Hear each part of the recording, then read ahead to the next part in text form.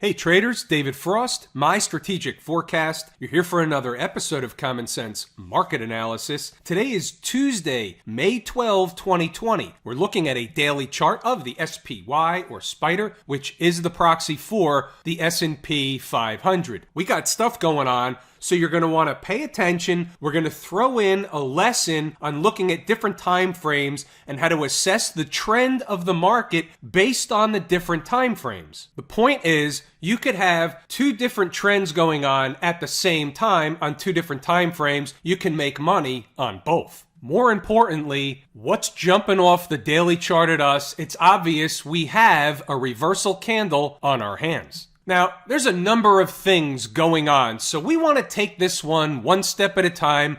We're going to take it slow. We have to distinguish a couple of things. First, we have to distinguish what goes on in these videos. We're going to separate it by what goes on inside the numbers during the trading day. And then, and we might as well have this conversation now, how do you get into a trade if you're waiting for signs and signal of a reversal? For example, we talked about it last night. They're taught in the course, so there's a variety of signals. So guess what? We got one today. The problem is when you look at it at the end of the day, that's when you have the bona fide signal. Now traders are looking and say, hey, the market's already down a lot, so I'm kind of screwed, aren't I? And the answer is, no, you're not. That's where inside the numbers comes in. We were short, or I shouldn't say we, traders who chose to be short were short based on hourly closes. The SPY or the S&P 500 closed hourly below a certain price. Once that happened, it was deemed bearish. What was that price? 290.91. That's the top line of the bottom two. I just changed it to red. 290.91. That was an important spot. The reason I bring this up is because at night when I'm doing the video, I don't know what's going to happen the next day. I can only tell you what's happening at that point in time based on the closing of the market on that day. So was the market doing anything of a bearish nature yesterday? And the answer is no, it was hanging around the recent highs. Hanging around the recent highs, not being rejected, already had a pullback, right back to the recent highs. The market looked like it wanted to continue going into those moving averages. That was what the market was signaling. However, when you fast forward to today, all of a sudden it's a different tape. You have to be able to adjust in real time. This is a game time business. You have to show up in uniform every single day. Let's just go and put a little concept to work, and then we're going to go back to other charts. Here's a 15-minute chart.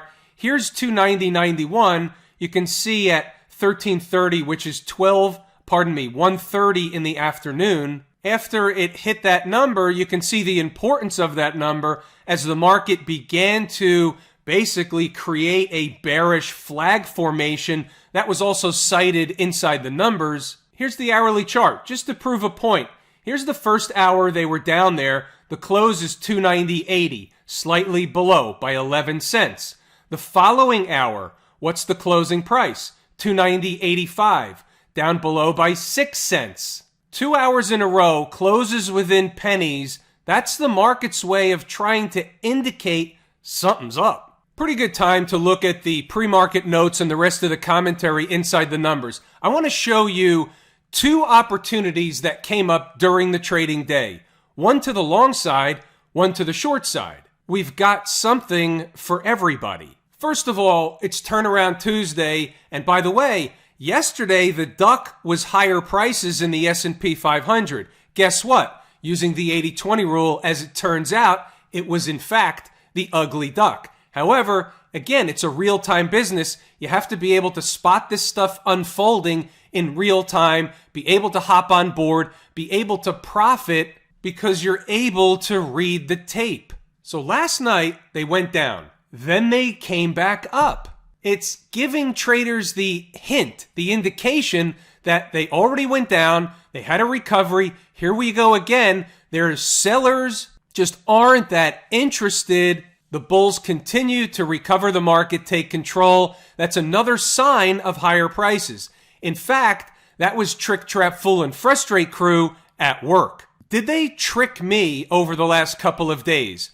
I would have to say the answer to that is yes, they did. But here's the difference. There's tricked and losing money, and there's tricked and hopping on board and getting the ride and not really getting tricked. But in reality, it was seeing it when it was available. And that's the way a pro trader approaches the market and looks at the market. By the way, check out the middle. What most traders and investors probably don't realize is they're setting up another classic, buy the rumor, sell the news. What do I mean by that? By the rumor of the whole economy opening back up, the market goes up, up, up in anticipation of everything getting back to some kind of normalcy. As we get really, really close to that eventuality and things start to open back up, certain states are opening back up, certain counties within states are opening back up, things are opening in part. So this was really step 1.5, and all of a sudden here we are, sell the news. Kind of funny how that works. Let's go on through the commentary and see what was going on, because today was a pretty good pay attention day if you're at all considering inside the numbers. The early thoughts, this is before the opening bell, we're already angling for where the market is likely headed. We have what we want to see the market open. If you're bullish, it's a 29.31. And we use this as a guideline first thing in the morning. The market's not open yet. This is the early thoughts. But as usual, we let them open and conduct the morning rush / shakeout operation. Keep that in mind for when we go back to the charts. 9:35, shakeout underway. Let's give Trick & Company time to do their thing. Couple of stocks on the move, hitting numbers, doing their thing. We'll get to those in a moment. Let's continue on with the S&P 500. Let's put it in perspective. Here's the SPY 5-minute chart. The first 5 minutes of the day, the market gaps up. It's everything to the right of the vertical line. So the market gaps higher. It is bullish at the open. It looks bullish, but we have the awareness. That's why I remind traders all the time about the morning shakeout operation. Doesn't matter whether the market's going down, whether the market's going up. Most traders just don't know that they're going to conduct a shakeout operation to shake out the Johnny-come-latelys, the FOMO traders, all those people. Whether they're hopping on the short side or hopping on the long side, there's likely going to be a morning shakeout. Now, there was a zone. It was a little bit wide. It was really 292 all the way down to 291. Actually, the exact number was a little bit lower than that. It was a little bit of a spike below 291. That was going to be, at least on the first run, support for the market. Not that they were going to get there right away, but you can see what happened early in the morning. First 15, 20 minutes of the day, we're already discussing 290.91. That's the number right down 290.91. This number is important. I knew it was important long before it became important. That's value, folks. Why is that? Because important numbers work two ways. A, they work as a magnet attracting price into them, and also they end up to be a destination. So what happens is once price gets there, you're likely to get a reaction in the other direction. Now we know the routine. Sometimes they hang around for a cup of coffee and go on to another destination. Other times winds up to be a low of day, close to the low. You've seen it over and over and over again. So we use these important numbers two ways. Already talking about it before 10 a.m. Back to the chart. When did they get to 290.91? 1:30 in the afternoon, give or take. And you can see here, they did have a bounce. They did fight that number, but what happened was they had another destination in mind. So essentially, they hung around for a cup of coffee, but 290.91 was the number. After all, remember the hourly closes within 5-10 cents of that number. That's not an accident. Here, I'll give you an example.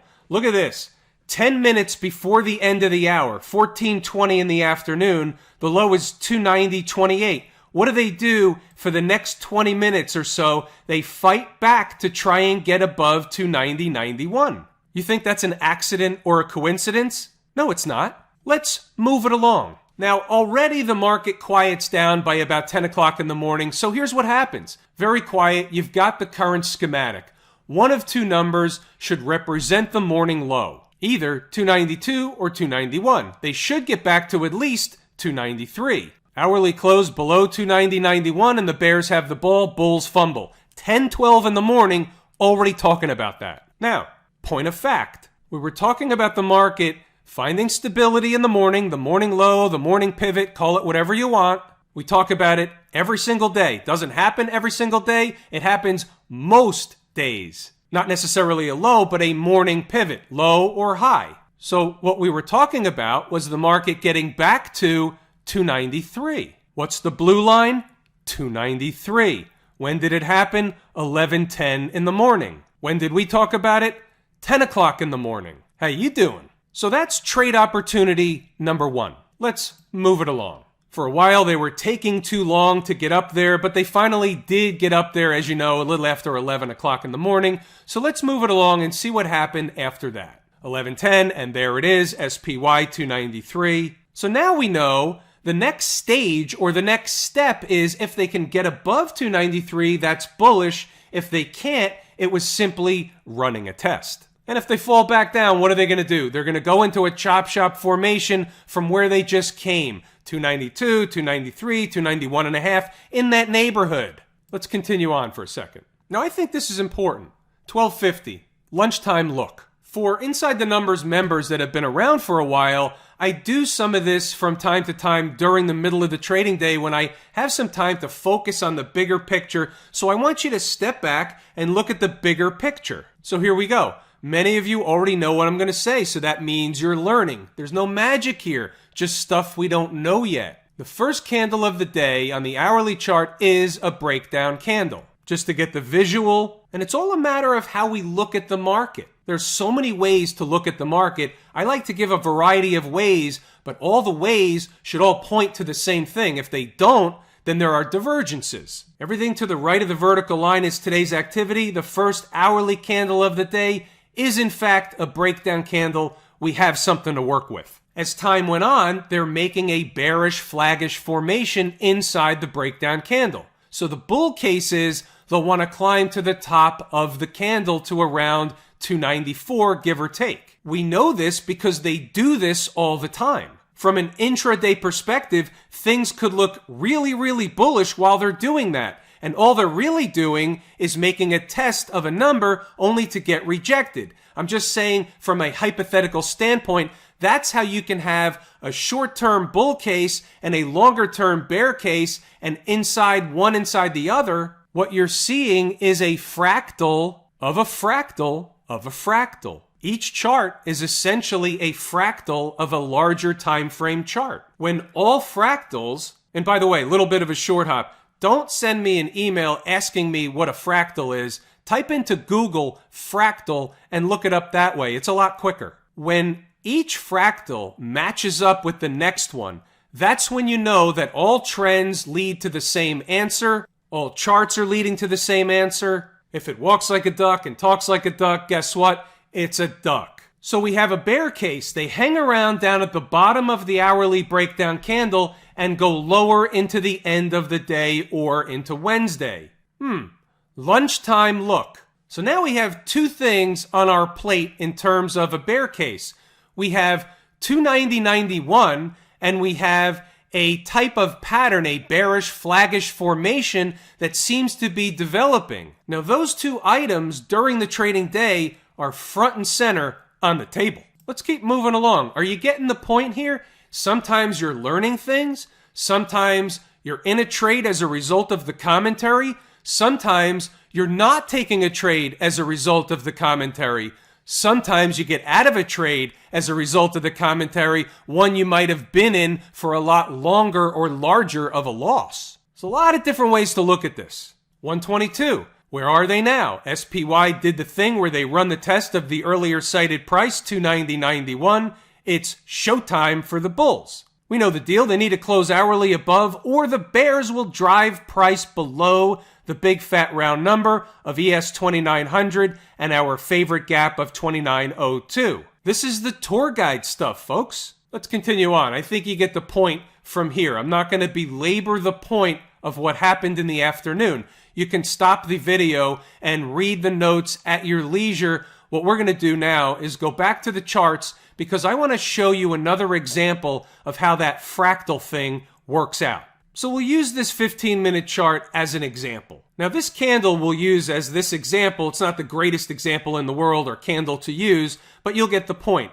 So we'll call this a breakdown candle, and you can see what happened as price either is going to make a push lower after going sideways in a continuation move, or they're going to work their way up to test the high of the breakdown candle, and then they're going to make a decision on whether they bust through or turn around and go back in the other direction. Now, a lot of times they like to go test the highs. So when you look at smaller time frames, shorter time frame charts, and this is one of them, a 15-minute chart as far as I'm concerned is a short time frame. There's a 5-minute chart, so we're over here. 950 is the candle in question. So price went to run up to test the high of that breakdown candle that came in around what? 293. That's the same 293 we saw from before. So on a very short-term chart, they're running up to test the high of the breakdown candle. On an hourly chart, they may not get to the high of its breakdown candle. As you'll note, the first hourly close of the day doesn't close till 10:30, and the high was 294.24. So the hourly was simply just eating time off the clock, running sideways, didn't even eat too much time off the clock today, ended up collapsing either way. So you can see, based on the different time frames, what the market is actually doing. While the hourly chart can be putting in a bearish formation, a shorter time frame chart can be handing you a long trade or a bullish trade. Why is that? Because the top and bottom of breakdown or breakup candles, they act as magnets to price,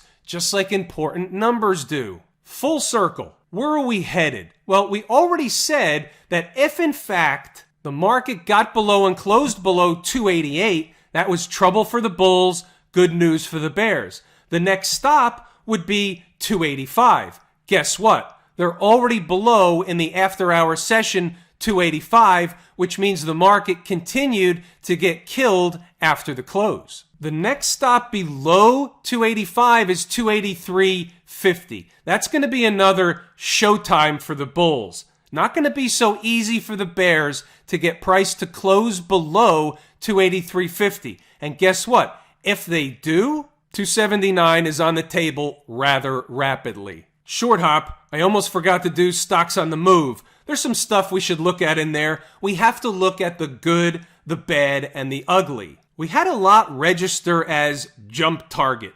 We're going to talk about that. IR, EQM hit, Gilead, GILD hit, Chef, CHEF, jump target, Zillow, jump target. The hell's going on? What, were your targets all wrong today? Well, look at this one. The first one, IR.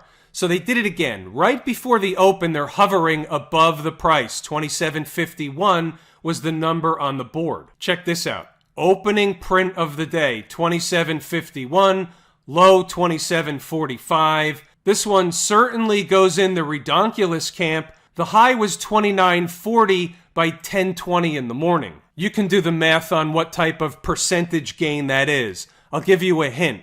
It's big. And look what happened. It came all the way back down to stop where? 27.51. How do you not sign up for Inside the Numbers after seeing stuff like this? And by the way, whether or not you took the trade, got into the trade, got filled, didn't get filled, either way, it's the point of the numbers, for crying out loud. How about EQM? EQM went through the number. Was this a trade or a no trade?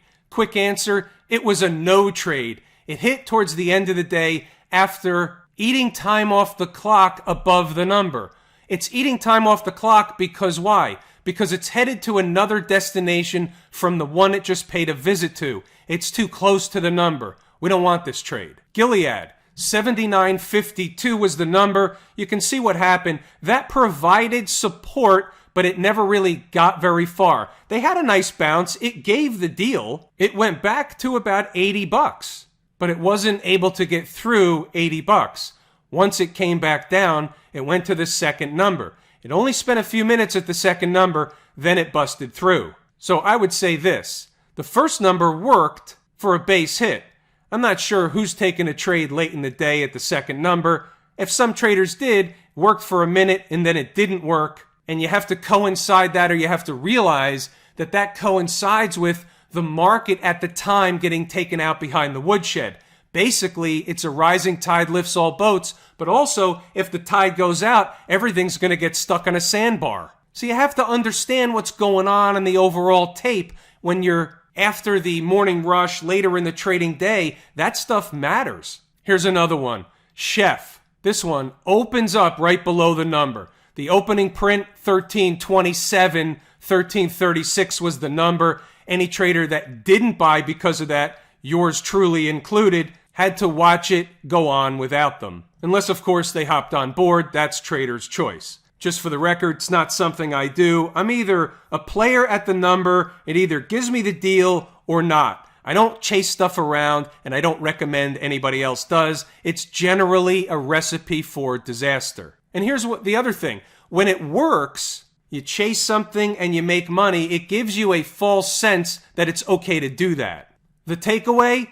The numbers work, so it went below at the opening bell, 1336. Guess what? Look at this haircut it was getting at the open. Closing price yesterday, 1462. Gets a buzz cut right into the number. How many times do you have to see this or get slapped in the face before you come on board? Let's look at a couple of other things as it relates to the spider. Here's a quick one. So on the hourly chart, here's an important pivot low. How do I know it's important? Because the market or the chart is telling me it's important, because that's where the market stopped and went back in the other direction. So this low here is going to be important, 284. So by the time the bell rang, the lowest they got on the board was 286.55.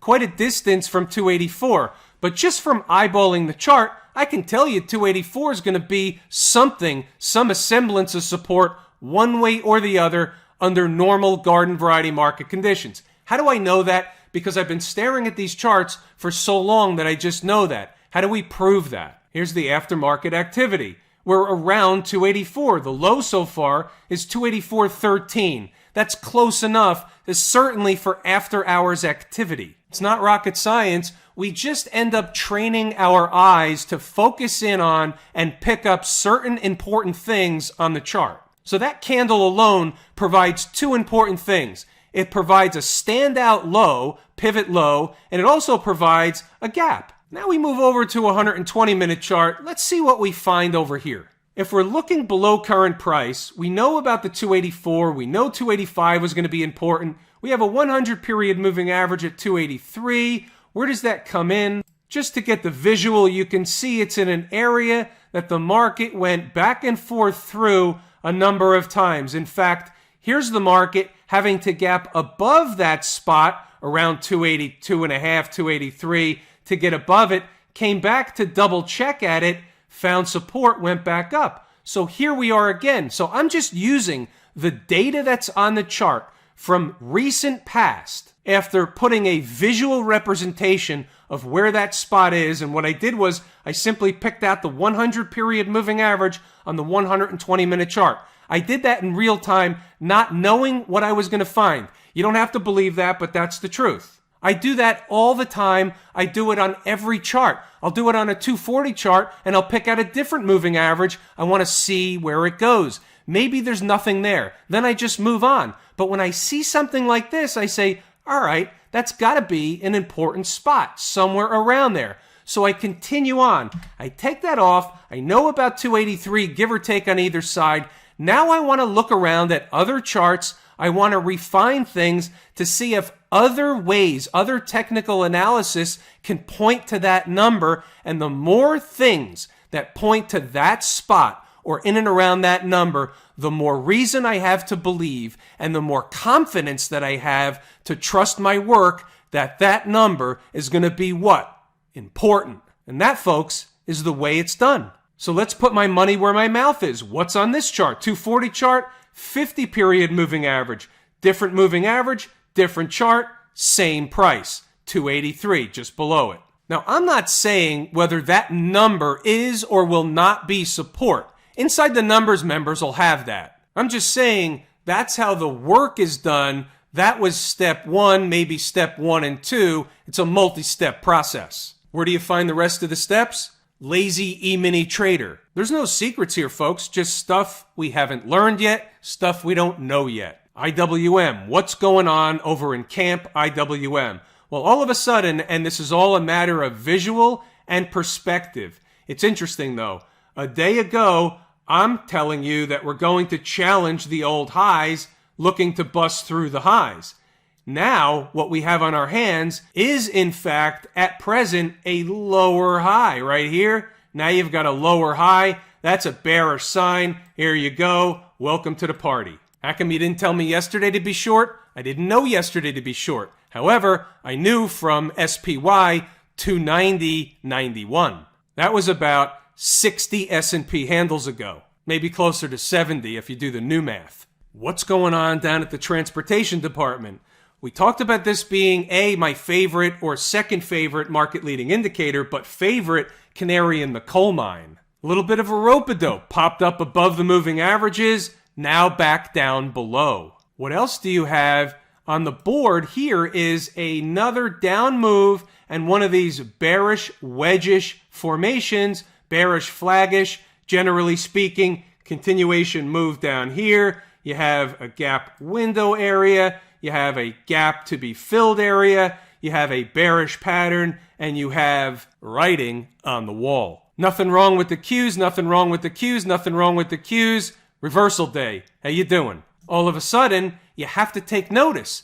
All of a sudden, something wrong. The market is showing you on the chart it's a reversal day. It's a pickup in volume. Not tremendous, but it is what it is. It's of note. It's a puzzle piece. It goes on the table. Did the S&P 500 pick up in volume? Yes, it did. Not tremendous, but a pickup. Again, puzzle piece on the table. What's the prize for the Qs? If the Qs got crushed for a couple of days, where would this trader be willing to pick up the Qs? If we got it down to around 211, 210 and a half all day long. Without the financials, the market's going nowhere in either direction. We talked about this one. Maybe this was our canary in the coal mine. We had the convergence of those two moving averages, the 20 and the 50.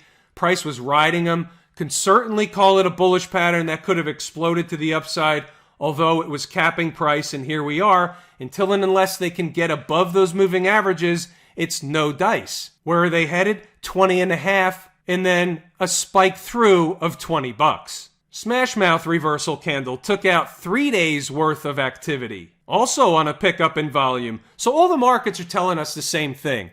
The obscure thing to do, the 20% of the 80-20 rule, is that we wake up tomorrow to a huge gap higher and the market continues to go up and we bust through the highs that we couldn't get through for 2 days. That's the 20% in the 80-20 rule. The 80-20 rule says, the duck says that the market has lower to go, period, full stop. Have I told you how much I appreciate each and every one of you? And without you, these videos are not possible. True and accurate information. We're going to pull the ripcord here. It's everything I wanted to and intended to discuss.